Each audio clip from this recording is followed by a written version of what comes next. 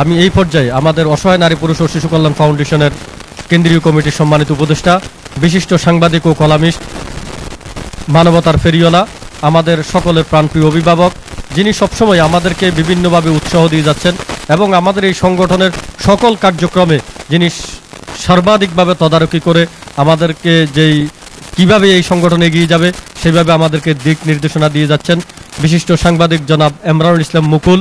আজকে আমরা যে অসহায় মানুষদের জন্য একটি নৈশভোজের আয়োজন করছি, এই নৈশভোজের আয়োজনে উনি এসে ওনার কেমন লাগছে এবং এই নৈশভোজ দেখে ওনার কি অনুভূতি, এই বিষয়ে উনি ব্যক্ত করবেন। জনাব এমরানুল ইসলাম মুকুল। ধন্যবাদ সম্মানিত ওসমান গনি ভাইকে, অসহায় নারী পুরুষ ও শিশু কল্যাণ ফাউন্ডেশনের তিনি কেন্দ্রীয় সভাপতি এবং চেয়ারম্যান।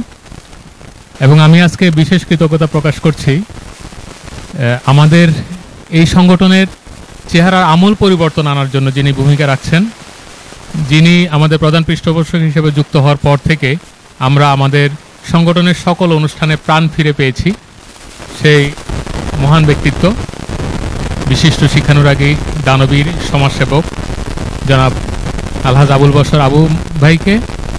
এবং আমি অভিনন্দন জানাচ্ছি আমরা এবং খুশির সাথে আপনাদেরকে জানাচ্ছি যে আমাদের মুসলিম জগতের জন্য পবিত্র একটি নগরী হচ্ছে মক্কা।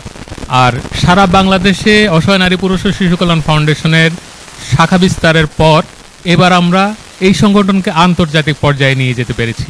মহান আল্লাহর কাছে কৃতজ্ঞতা প্রকাশ করছি যে তিনি আমাদেরকে সুযোগ দিয়েছেন তার পবিত্র নগরী মক্কাতে আমরা আমাদের অসহায় নারী পুরুষ ও শিশু কল্যাণ ফাউন্ডেশনের কার্যক্রম নতুনভাবে আনুষ্ঠানিকভাবে শুরু করতে যাচ্ছি। এবং ওই সংগঠনের সভাপতি হিসেবে মনোনীত হয়েছেন মক্কা নগরীর বিশিষ্ট ব্যবসায়ী এবং বিশিষ্ট মানবিক ব্যক্তিত্ব জনাব মোহাম্মদ হারুনুর রশিদ। আমি তাকেও সংগঠনের পক্ষ থেকে আন্তরিক মোবারকবাদ জ্ঞাপন করছি। আজকে আমি এই সংগঠনে ঈদ পরবর্তী যে কোরবানির মাংস নিয়ে অসহায় সুবিধা বঞ্চিতদেরকে নিয়ে যে আয়োজন করে, এটি শুরু থেকে আমি যুক্ত থাকার সুযোগ হয়েছে এবং আমি বলবো যে এই পরিকল্পনার কিছুটা পরামর্শ আমারও ছিল। আমি মহান আল্লাহ তাআলার কাছে সেজন্য কৃতজ্ঞতা জ্ঞাপন করছি।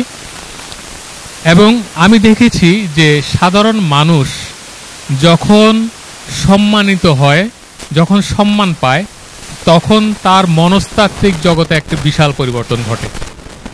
ওই মানুষটি নিজেকে চিনতে শেখে, নিজেকে সমাজের একজন দায়িত্বশীল, গুরুত্বপূর্ণ বলে ভাবতে শিখে।